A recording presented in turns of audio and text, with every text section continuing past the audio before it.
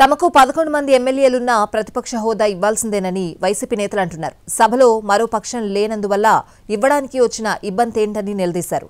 అయితే వైసీపీ నేతల విమర్శలకు మంత్రి గొట్టిపాటి రవికుమార్ కౌంటర్ ఇచ్చారు.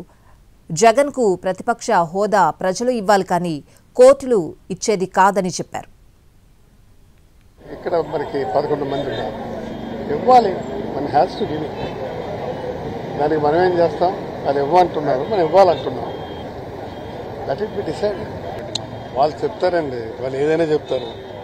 వాళ్ళు చెప్పిన దానికి మేము కొట్టాలా? 94 దాకా నందమూరి తారక రామారావు గారు 4 సంవత్సరాల 9 మాసాలు అతిపెద్ద షాపింగ్ ప్రపంచం మన అభిమాన ఆర్ఎస్ బ్రదర్స్ ఇప్పుడు వనస్థలిపురంలో. ప్రముఖ నటుడు అక్కినేని నాగ చైతన్య, శ్రీమతి శోభితా గార్లచే సెప్టెంబర్ 26న గొప్ప ప్రారంభం. అద్భుతమైన కలెక్షన్స్, అతి తక్కువ ధరలు, ప్రత్యేక ఆఫర్లు అంతా ఒక్క చోట. RS brothers, Panama godown, Vanasthalipuram. Assembly Mohan చోళ్ళ, అసెంబ్లీ మెట్లెక్కల, కానీ ఆయన ప్రతిపక్ష హోదా తీసుకున్నాడు, ప్రతిపక్ష నాయకుడు జీతం తీసుకున్నాడు.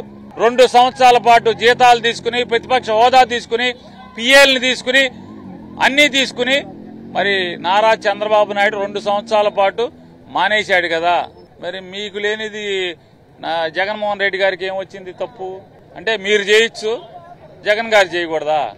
మీరు చేస్తేనేమో అది పెద్ద గొప్ప కార్యక్రమం, ఘన కార్యక్రమం, దేశాన్ని ఉద్ధరించే కార్యక్రమం.